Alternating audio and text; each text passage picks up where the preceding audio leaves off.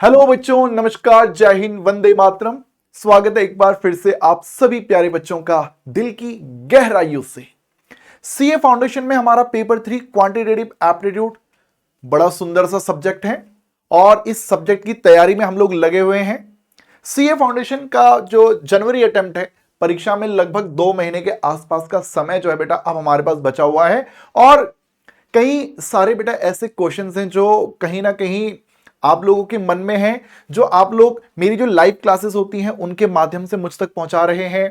Common common question है, कई सारी जो बेटा क्वेश्चन आपके ऐसे हैं जो मेरे रिकॉर्डेड वीडियोस हैं उनके माध्यम से बेटा मुझ तक पहुंच रहे हैं और अदरवाइज व्हाट्सएप और इंस्टाग्राम के माध्यम से भी यार आप लोग मेरे से कनेक्टेड हैं ही, तो वहां से भी बेटा जो कॉमन सवाल हैं जो मुझ तक पहुंचते हैं तो उनके जवाब आज के इस वीडियो में बेटा मैं यहां पर आप लोगों को देने वाला हूं। सो आज का ये एक Q&A session totally academic Q&A होगा भाई, कुछ पर्सनल वगैरह नहीं रहेगा, ठीक है। सो शुरुआत करेंगे भाई लोग, शुरुआत करेंगे आज के हमारे सबसे पहले सवाल से, जो कि कई बच्चे कह रहे हैं कि सर अब तो परीक्षा में सिर्फ 2 महीने का ही टाइम बचा हुआ है, क्या हमें ये वाला अटेम्प्ट देना चाहिए या नहीं देना चाहिए, या फिर हम इस जनवरी अटेम्प्ट को स्किप कर देते हैं और हम उसके बाद जो हमारा मई अटेम्प्ट आएगा हम उसकी तैयारी करें। तो बच्चे, जिस भी स्टूडेंट के मन में इस प्रकार का ख्याल आ रहा है कि हम जनवरी अटेम्प्ट को स्किप कर देते हैं और उसके बाद हम मई अटेम्प्ट की तैयारी अच्छे से करेंगे, तो देखो बेटा, मैं पूरे अनुभव के साथ में इस बात को बोल रहा हूं और आपके जो भी बड़े भाई बहन जिन्होंने पुराने अटेम्प्ट दिए हैं उनके अनुभवों के आधार पर बेटा मैं बोल रहा हूं, क्योंकि जब भी कोई नया अटेम्प्ट आना शुरू होता है तो हम सोचते तो ये है कि हाँ हम तैयारी बहुत ही अच्छे से करेंगे, लेकिन बेटा तैयारी नहीं हो पाती है। जब आप जनवरी में आए होंगे तो आप लोगों ने भी ये सोचा होगा कि हम जनवरी की तैयारी अच्छे से करेंगे, बट कहीं ना कहीं बेटा टाइम वेस्ट हुआ और आपकी तैयारी खराब हो गई और अब आप मई का प्लान कर रहे हैं। तो बेटा इस बात की भी गारंटी नहीं है कि मई अटेम्प्ट में आपका टाइम वेस्ट नहीं होगा। पता चल रहा है कि फिर मई छोड़कर फिर आप सितंबर के लिए बोल रहे हो। यार भाई, सभी से निवेदन रहेगा मेरा कि प्लीज इस अटेम्प्ट को स्किप ना करना। 2 महीने का टाइम जो होता है वो बहुत ज्यादा तो नहीं होता, बट ये कि हम बहुत कम भी नहीं होता। आप अच्छे से सही तरीके से सही डायरेक्शन में तैयारी करेंगे ना बेटा तो जनवरी अटेम्प्ट निकल जाएगा। यार बच्चों ने यार 1.5 महीने की तैयारी में इंटर में रैंकें निकाल रखी हैं, आप फाउंडेशन में हैं, सही डायरेक्शन में बेटा आप तैयारी कीजिए। स्पेशली मैं अपने सब्जेक्ट की मैं गारंटी दे रहा हूं, QA आप लोगों का निकल जाएगा। और कैसे निकलेगा भी, ऐसे और भी सवाल उनके जवाब बेटा मैं दूंगा। तो क्या can the syllabus still be finished, क्या सिलेबस खत्म हो सकता है? बेटा हाँ, आपका सिलेबस खत्म हो सकता है। आपको अगर पास होना है ना, अगर आपको पास होना है, पास होने के लिए 100 में से 40 मार्क्स चाहिए और 40 मार्क्स मैं कह रहा हूं भाई आप लोगों के कम से कम 65-70 नंबर ऐसे हैं जो इजीली आप स्कोर कर सकते हैं। आपको लगता है कि 100% सिलेबस तो हम नहीं कर पा रहे हैं, तो 100% उस सिचुएशन में टारगेट ना मान के बेटा आप 75 से 85% सिलेबस का ही टारगेट बेटा आप बनाइए। अगर आपको लगता है कि यार सब चैप्टर तो नहीं हो पाएंगे तो आप कुछ चैप्टर को रिमूव करके आप ना बेटा अपने 75-85% के आसपास चैप्टर आप लोग कीजिए। बट ये है कि हाँ, जनवरी अटेम्प्ट दीजिए, आपका सिलेबस अच्छे से खत्म हो जाएगा, आपकी रिवीजन भी हो जाएगी, इस बात को ध्यान रखिएगा। अब देखिए, बच्चों के मन में फिर सवाल आ रहा है कि सर इंपॉर्टेंट चैप्टर कौन से हैं और उनकी वेटेज क्या है, कौन से चैप्टर्स हमारे इंपॉर्टेंट हैं और उनकी वेटेज क्या है। और कुछ बच्चे क्या बोलते हैं सर ज्यादा वेटेज वाले चैप्टर हमारे कौन से हैं, सर इजी चैप्टर जो है वो हमारे कौन से हैं। तो इसके लिए ना बेटा एक डिटेल्ड एबीसी एनालिसिस बेटा मैंने किया है। एबीसी एनालिसिस में देखो क्या होता है, हमारे 3 ग्रुप होते हैं, group A, group B, group C. ये ग्रुप ए जो होता है ना बेटा, यहां पे क्वांटिटी कम होती है लेकिन वैल्यू बहुत ज्यादा होती है। यहां पर ग्रुप बी में क्वांटिटी कम है, क्वांटिटी मीडियम है और वैल्यू भी मीडियम है। चैप्टर फिर कैटेगरी सी में क्वांटिटी जो है वो बहुत ज्यादा है लेकिन वैल्यू जो है वो बहुत कम है।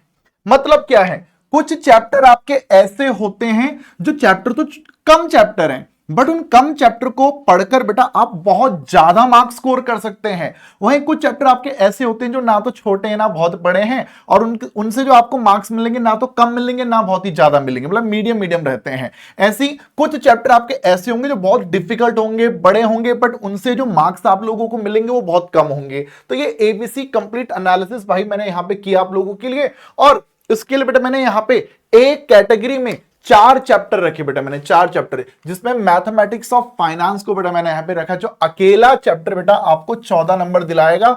और यहां पर मैं बता रहा हूं कि नॉन मैथ्स वाला बच्चा भी इजीली 14 में से एग्जाम में ना 10-11 क्वेश्चन सही करके आ जाता है, 9-10 क्वेश्चन सही करके आ जाता है। तो यहां पर ये एक ऐसा चैप्टर है जिसका आप आईसीआई मॉड्यूल अच्छे से कर लेते हैं, मेरे वन शॉट के थ्रू अगर आप तैयारी कर लेते हैं तो मार्क्स इसमें मिल जाया करते हैं बच्चे, ठीक है। पिछले 5-6 टाइम के पीवाईक्यूज आप देखेंगे, फिर आपको आइडिया लग जाएगा कि किस टाइप के क्वेश्चन आ रहे हैं। सेंट्रल टेंडेंसी एंड डिस्पर्जन बेटा ये चैप्टर देख सकते हैं 10 नंबर आपको दिला रहा है। मैंने भी 3-4 दिन पहले ही इसका एक 10 घंटे का वन शॉट मैंने अपलोड किया बेटा।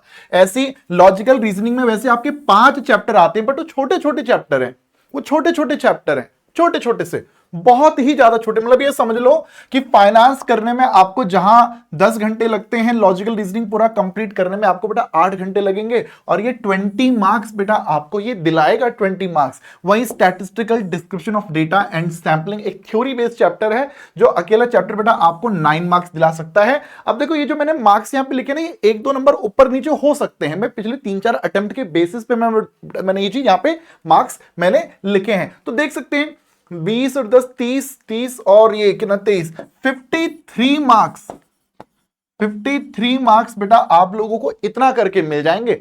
यानी जो बच्चा सिर्फ पास होना चाहता है वो एलआर, फाइनेंस, सेंट्रल टेंडेंसी और ये इतना कर ले तो 53 मार्क्स तो उसके ऐसे ही आ जाएंगे भाई। इसमें तो दिक्कत वाली ऐसी कोई बात ही नहीं है भाई, कर लेंगे इसको, है ना। बट फिर बी कैटेगरी की हम बात करते हैं कि सर हमें थोड़ा और भी ऊपर जाना है, जरूरी नहीं है ना सर कि हमारे 20 में से 20 ही एलआर में सही हो, हमारे यहां से 9 के 9 सही हो। जैसे इस बार जो सितंबर अटेम्प्ट हुआ था स्टैटिस्टिकल डिस्क्रिप्शन, उन्होंने बड़ा कंफ्यूजिंग बना रखा था, तो बच्चे 9 क्वेश्चन तो नहीं कर पाए थे भाई, 3-4 क्वेश्चन उन्होंने कंफ्यूजिंग डाल दिए थे उसमें यार, है ना। तो बी कैटेगरी में बेटा जो है हमने जो चैप्टर यहां पे रखे हैं उसमें इंडेक्स नंबर रखा है जो 5 नंबर का है, कोरिलेशन रिग्रेशन रखा है जो 5 नंबर में है, इक्वेशन एंड इनइक्वालिटी रखा है जो 6 नंबर में है, ratio proportion log indices 4 number में, परम्यूटेशन कॉम्बिनेशन बेटा 4 नंबर में, सीक्वेंस सीरीज 4 नंबर में, और ये 1 नंबर ऊपर नीचे हो सकता है बच्चों, ये ध्यान रखिएगा। और इसी सीक्वेंस में ही इनकी तैयारी कीजिएगा। सीक्वेंस देख लो, फाइनेंस, फिर ये फिर ये फिर ये, फिर उसमें देख सकते हैं कैटेगरी में ये इसी सीक्वेंस को फॉलो करना। फिर कैटेगरी जो सी जो हमने रखी है जिसमें चैप्टर बड़े चैप्टर हैं, थोड़े से डिफिकल्ट चैप्टर भी हैं, नॉन मैथ्स वालों के लिहाज से डिफिकल्ट चैप्टर भी हैं, और मार्क्स भी ज्यादा हमको यहां से नहीं मिलेंगे। जैसे सेट रिलेशन फंक्शन, ये लगभग आपको 4 मार्क्स दिलाता है बेटा इसमें हालांकि इसमें एक लिमिट का क्वेश्चन, कैलकुलस का क्वेश्चन मैंने इसमें इंक्लूड कर दिया है। प्रोबेबिलिटी जो बेटा आपका बड़ा चैप्टर है, बट वहां से 5 नंबर आपको मिलते हैं। थ्योरेटिकल डिस्ट्रीब्यूशन भी थोड़ा बच्चों को लगा करता है डिफिकल्ट, हालांकि फॉर्मुला बेस्ड चैप्टर है, बट ये कि यहाँ पे 5 नंबर आपको मिल जाया करता है। ये 4 भी हो सकता है, 1 नंबर ऊपर नीचे हो सकता है भाई, ठीक है। और कैलकुलस जो कि काफी बड़ा चैप्टर है यार, वो आपका लगभग 5 नंबर तक का आप लोगों को एग्जाम में देखने को मिलता है। तो ये पूरा कंप्लीट एबीसी एनालिसिस बेटा मैंने यहाँ पे किया है। चैप्टर इजी ज्यादा वेटेज, फिर मीडियम कम मीडियम वेटेज, और डिफिकल्ट और बहुत ही कम वेटेज, तो वो बेटा मैंने यहाँ पर आप लोगों के लिए इधर बनाया। तो ये जो भी बच्चा कह रहा है कि सर कौन सा इंपॉर्टेंट है, उसको आंसर मिल चुका होगा। फिर हमारे पास सवाल आता है कि can I clear QA, I am a non maths student. यार नॉन मैथ्स वाले बच्चों का ना ये मैसेजेस आते हैं कि सर नॉन मैथ्स वाला हूं, बहुत परेशान हूं, कैसे करूं सर, पास हो जाऊंगा कि नहीं हो जाऊंगा। बेटा मैं कह रहा हूं जो हर बार रिजल्ट आते हैं, रिजल्ट का ना बेटा हम हर स्टूडेंट के साथ इंटरव्यू किया करते हैं लाइव।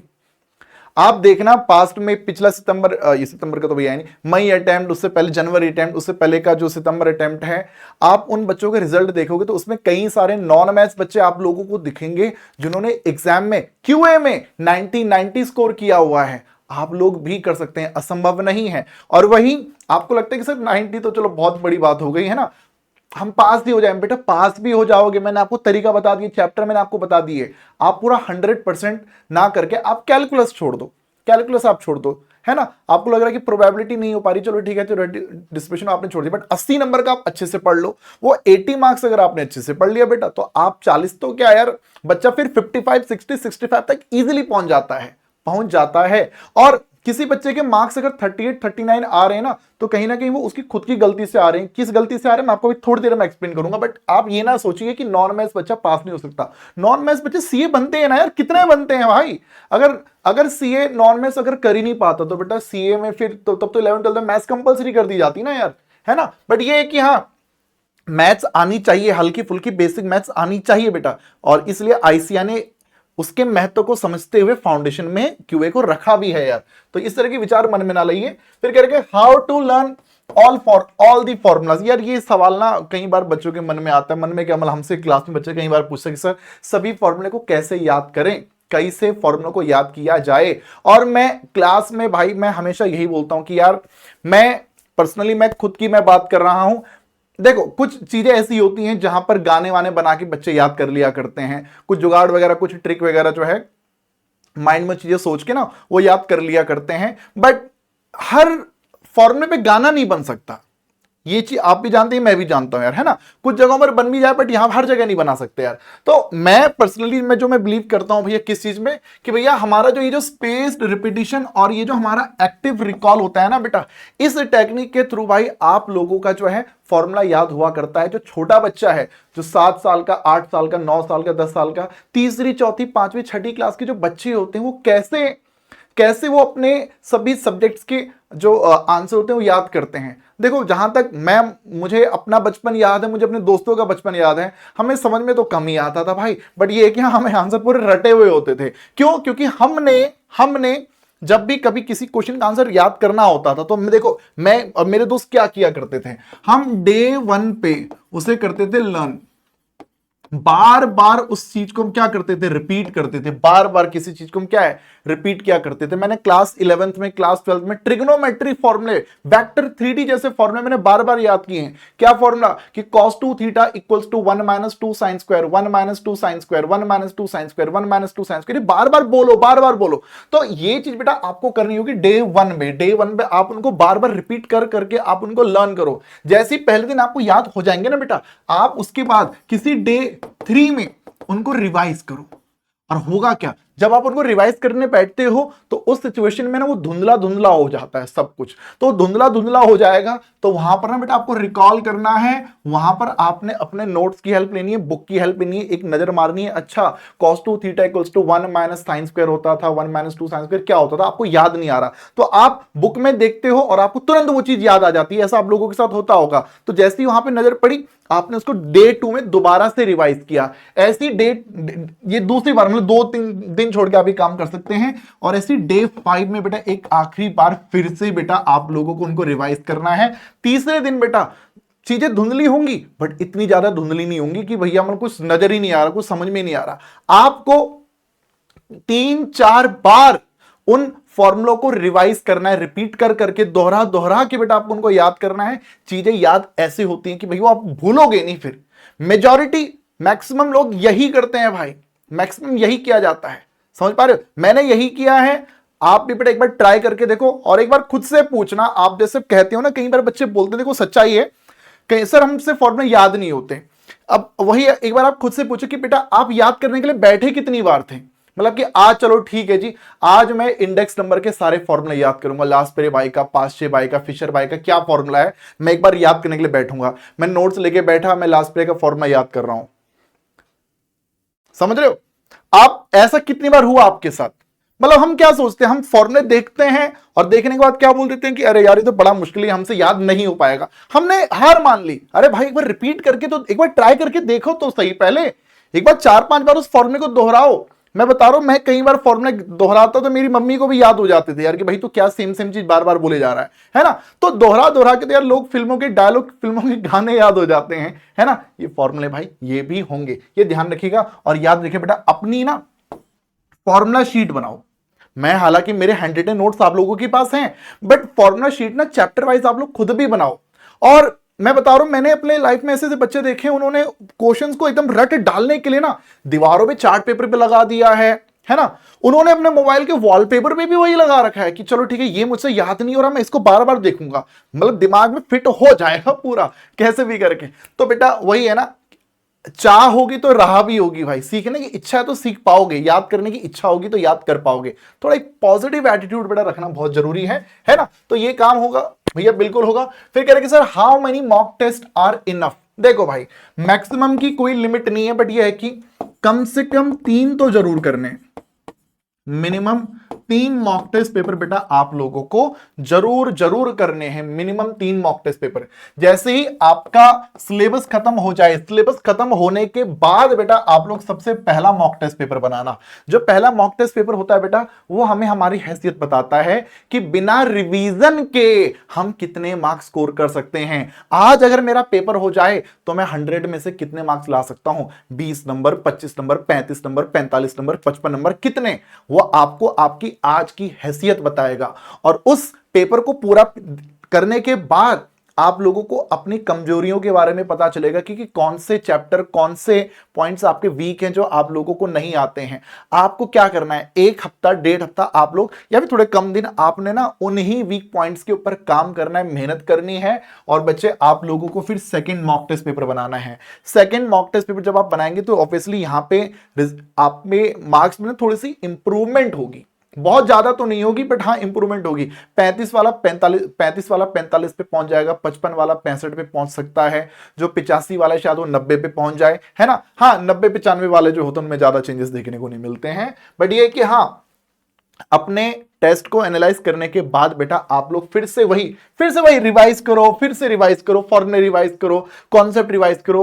कुछ जो डिफिकल्ट पार्ट है जहां पर आपसे मिस्टेक्स हो रही है उनको एक बार दोबारा देखो और फिर बेटा तीसरा मॉक टेस्ट पेपर भी बेटा आप लोग बनाइए। और मैं कह रहा हूं ना मैक्सिमम की लिमिट नहीं बट कम से कम 3 मॉक टेस्ट पेपर बेटा आप सभी बच्चों को जरूर जरूर बनाने हैं यार। फिर कहते हैं कि सर एग्जाम में तुक्के लगाएं या नहीं, ये मैं कह रहा था ना स्टार्टिंग में कि कुछ बच्चे अपनी गलतियों की वजह से फेल हो जाते हैं। जैसे क्या होता है, देखो 100 क्वेश्चन जब एग्जाम में आते हैं ना तो देखो आपके 3 सेगमेंट है, मैथ्स है, एलआर है और स्टैट्स है। जनरली स्टैट्स देखो, एलआर ये लोग क्या करते हैं ना, एक बार ये लोग एलआर मुश्किल बना देते हैं। इन्होंने मई अटेम्प्ट में एलआर डिफिकल्ट बना दी थी, सितंबर अटेम्प्ट में इन्होंने स्टैट्स डिफिकल्ट बना दिया था, किसी और अटेम्प्ट में ये मैथ्स डिफिकल्ट बना देते हैं। बट ये है कि हाँ अगर एक सेगमेंट अगर डिफिकल्ट आया है तो बाकी के 2 सेगमेंट इजी आते हैं। और बच्चा देखो पास होने के लिए मैंने क्या बोला, 40 ही तो चाहिए, बच्चा 40 तक पहुंच जाता है। बट होता क्या है, हमारे जो कुछ क्रांतिकारी बच्चे होते हैं, क्रांतिकारी बच्चे, कलाकार बच्चे, हमने 55 क्वेश्चन कर लिए, 55 क्वेश्चन हमने कर लिए, ठीक है ना। और 55 हमने 45 क्वेश्चन एकदम, अरे चल जा भाई, हमने 45 क्वेश्चन एकदम करेक्ट, एकदम सही से हमने कर लिए हैं, ठीक है ना। और ये है कि मतलब 45 में 45 मार्क्स हमारे पूरे आएंगे। लेकिन फिर मैंने बोला ना बच्चा तो हमारा कलाकार है, वो उसके बाद ना बाकी के 25 क्वेश्चन और तुक्के लगा के आ जाएगा। 25 क्वेश्चन पे वो तुक्के मार देगा, 25 क्वेश्चन पे, समझ पा रहे हो। और वो तुक्के की वजह से बेटा लगा लो इसका 1/4 कर लो भाई, ये माइनस में 6 मार्क्स हो जाएंगे। यहां जो 45 नंबर आए थे और वहां वो 6 मार्क्स नेगेटिव में चले जाएंगे, और 6 नेगेटिव में चले गए भैया, सोच लो 39 पे बच्चा पहुंच गया। जो बच्चा 39.5, कई बार बोलते ना कि सर हमने 39 का किया है, 39.5 हमारे आ रहे हैं, बेटा आपने तुक्का तो मारा है तभी 39 पॉइंट समथिंग को आप अपने मार्क्स बता रहे हो यार, है ना। तो कोशिश हमें क्या करनी चाहिए, अगर देखो भाई, देखो अब समझना, यहां पे तुक्का मारना गलत बात नहीं है, तुक्के भी मारने चाहिए, बट क्या सबके लिए तुक्का मारना अलाउड है? सबके लिए तुक्का मारना अलाउड है? तो सुनना ध्यान से, हमारी कैटेगरी ए, सबसे पहले वो बच्चे जिन्हें लगता है कि यार हमने 75 क्वेश्चन एकदम सही कर लिए हैं, हमने 65 क्वेश्चन एकदम सही कर लिए हैं, आपको पूरा दिल से विश्वास है भाई और मन से भी पूरा विश्वास है कि हाँ इतने मेरे सही हैं, इनमें कोई दुनिया का कोई टीचर मार्क्स काट ही नहीं सकता यार, बेटा आपके लिए तुक्का अलाउड है, आप तुक्के मार सकते हो। क्योंकि आपने इसके बाद 65 के बाद आपने 10 क्वेश्चन भी तुक्के मार भी दिए, 15 क्वेश्चन भी तुक्के मार भी दिए, तो भी आपके 3-4 नंबर ही कटेंगे, ज्यादा नहीं कटेंगे, 3-4 ही तो कटेंगे, उससे ज्यादा थोड़ी कटेंगे यार आपके मार्क्स, है ना। ये है ना। किसी को लग रहा है भाई कि मैंने 55 क्वेश्चन कर लिए तो आपके 3-4 ही कटेंगे ना, उससे ज्यादा नहीं कटेंगे ना। लेकिन सोचो हमारे वो बच्चे जिन्हें क्या लग रहा है, जिन्हें लग रहा है कि यार हमारे लगभग 42 से 46 क्वेश्चन हमारे ऐसे हैं जो एकदम सही है भाई, मतलब हमारे मार्क्स यहां पे कट ही नहीं सकता है भाई, बिल्कुल भी नहीं कट सकता है। बेटा तुमसे हाथ जोड़ के विनम्र मेरा निवेदन रहेगा, आप लोगों के लिए तुक्का बिल्कुल भी, तुक्का नॉट अलाउड। आप लोगों के लिए तुक्के बिल्कुल भी अलाउड नहीं है, क्योंकि तुम्हारे तुक्कों की वजह से ना बेटा जो तुम पास हो रहे थे वो मार्क्स तुम्हारे नीचे चले जाएंगे। और ऐसी सिचुएशन में ना भाई मतलब आपको तो दुख होगा ही, बाद में फिर मुझे भी दुख होगा, क्योंकि फिर आप लोग तब मुझसे पूछेंगे कि सर 1 नंबर का 2 नंबर का ग्रेस मार्क्स मिल जाएगा क्या यार, है ना। तो वो भैया आईसीआई की मर्जी, वो दे रहे कि नहीं दे रहे हैं, बट हम तो ये मान के चलते कि भाई नहीं दे रहा है ना। हालांकि कई लोग बोल रहे हैं कि आईसीआई ग्रेस मार्क्स दे रहा है, बट स्टिल मैं मान के चल रहा भाई नहीं दे रहा, मुझे ग्रेस की नौबत आने ही नहीं देनी भाई बिल्कुल भी, है ना। और फिर हमारे फिर कैटेगरी सी वाले बच्चे, सर हमें तो मालूम है सर, हमारे 36 ही क्वेश्चन सही हैं, हमारे 36 ही क्वेश्चन सही हैं, उसके बाद हमें आता ही नहीं है। बेटा तुम भर भर के तुक्के मारो क्योंकि तुम्हें 40 तक तो पहुंचना ही है ना। सोचो तुम अगर ये मुझसे बोल रहे हो कि सर मैंने 36 क्वेश्चन एकदम सही किए और उसके बाद मैंने तुक्के नहीं मारे, पता चल रहा है मेरी नेगेटिव मार्किंग हो रही है। बाबू थोड़ा सोचना यार, तेरे 36 क्वेश्चन अगर सही तो तेरे तब भी तेरे 36 नंबर ही आएंगे, 40 थोड़ी बन रहे हैं, फेल तुम तब भी हो रहे हैं ना यार। तो आप भर भर के मारो भाई तुक्के, पहुंचो 40 तक, तब अब यहाँ पे भगवान की इच्छा होगी बेटा, प्रभु की इच्छा होगी कि तुमको 40 पार कराएंगे कि नहीं कराएंगे, है ना। हर क्वेश्चन पे प्रभु का नाम लेकर जो तुक्के मारो ताकि आप 40 के पार पहुंच जाओ भाई, है ना। तो ये आप लोग, आपके लिए तुक्का बिल्कुल अलाउड नहीं है, तुम्हारे लिए तो भैया एकदम दिल से अलाउड है। और बेटा तुम तो मतलब कोशिश करो 40 तक पहुंच ही जाओ भाई, है ना। तो ये चीजें बेटे जो हमारे बच्चे मिस्टेक करते हैं, 70 क्वेश्चन सही करके आ जाते, मतलब 70 क्वेश्चन करके आ जाते हैं, और पता क्या बोल रहे हैं कि सर हमने 30-35 पे तुक्के मारे, 30-35 पे तुक्के मार दिए भाई, बताओ, समझ रहे हो। तो बहुत बड़ी बात है भाई, ऐसे ना करो यार, ऐसे नहीं होना चाहिए भाई, है ना।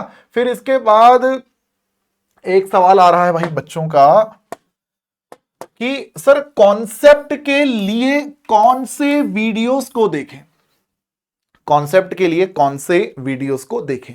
तो देखो बात को समझना बेटा, आप अगर पेड बैच के स्टूडेंट हो, चाहे मेरे पेड बैच के स्टूडेंट हो, किसी दूसरे टीचर के पेड बैच के स्टूडेंट हो, जो भी आपके टीचर हैं, जो भी आपके टीचर हैं, ठीक है, जो उनके पेड वीडियोस हैं, आप उनको देखो ना यार, उनको देखो, उस पर कॉन्सेप्ट सर ने बहुत ही डिटेल में ढंग से धीरे धीरे करके पढ़ा रखे होंगे यार, धीरे धीरे करके, है ना।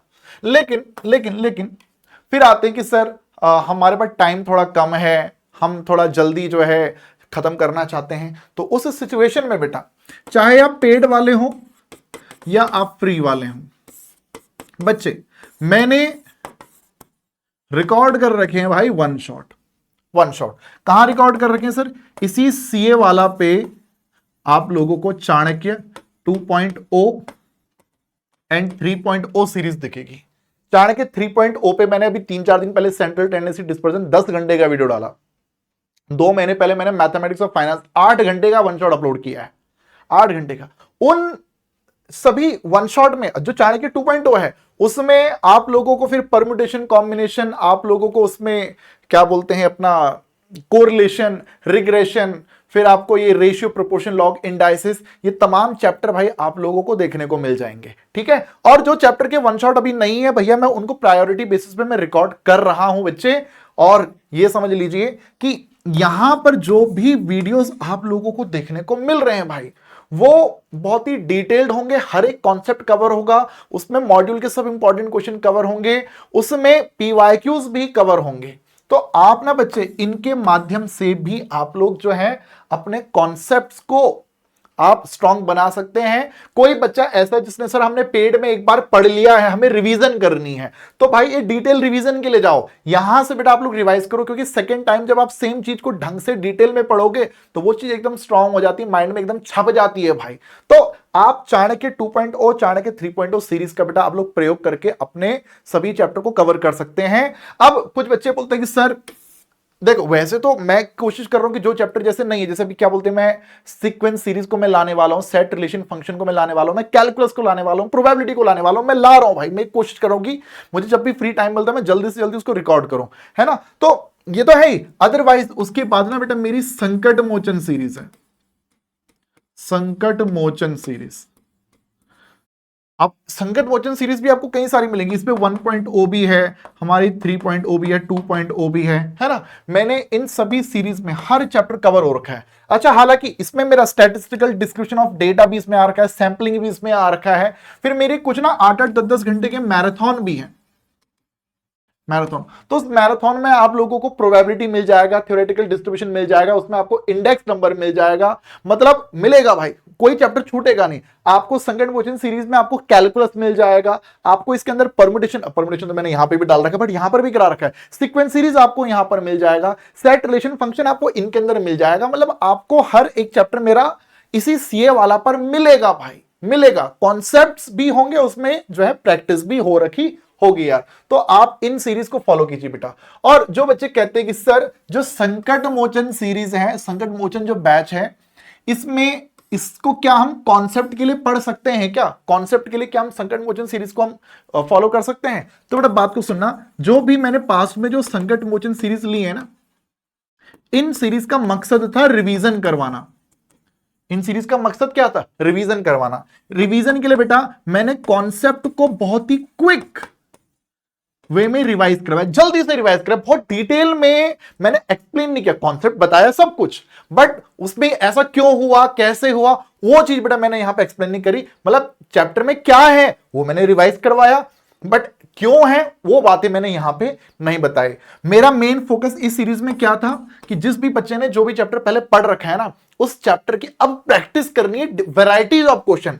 तो मैक्सिमम प्रैक्टिस बेटा मैंने इसमें करवाई है क्वेश्चंस की। तो जो बच्चा कहता है ना कि सर हमने चैप्टर तो पढ़ लिया, क्वेश्चंस हम कहां से करें, तो बेटा वो इस संकट मोचन सीरीज में आप लोग को क्वेश्चन देखने को मिलेंगे। अब बच्चे कहते हैं सर कौन सी देखें, 1.0 देखें, 2.0 देखें, 3.0, कौन? बेटा आप किसी भी एक सीरीज को पकड़ लो और उसके हिसाब से आप कर लो। हालांकि कोशिश ये करना कि लेटेस्ट वाली सीरीज को देखो, क्योंकि उसमें फिर नए पीवाईक्यूज भी उसमें कवर हो जाते हैं यार, है ना। तो इसमें मैक्सिमम क्वेश्चंस है। हालांकि जो चैप्टर मेरे अभी जिनके वन शॉट नहीं आए हैं, तो उनके लिए कॉन्सेप्ट बेटा आप तब तक यहां से देख सकते हैं, और जो चैप्टर के वन शॉट आ चुके हैं उनको बेटा आप चाणक्य 2.0 एंड चाणक्य 3.0 के थ्रू आप लोग देख सकते हैं बच्चे, ठीक है। और भी कुछ सवाल है? सर जैन अटेम्प्ट के लिए भी क्या आप रिवीजन करवाओगे क्या वाईटी पर?